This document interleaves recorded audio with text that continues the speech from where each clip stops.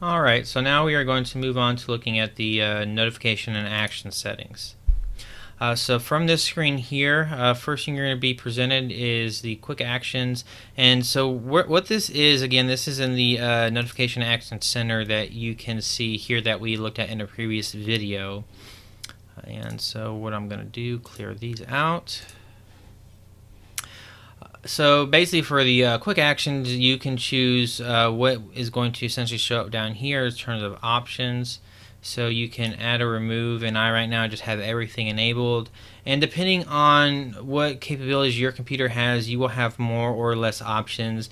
Typically on laptops, I see them with more options just because of the capabilities that a laptop has. So that will vary. So moving on to some notification settings. So you have various options here. You can choose to turn on or off. For example, like get notifications from apps and other senders. If you want to show notifications on the lock screen, you know, like when the computer is locked and you have to then put your password in to get into the system.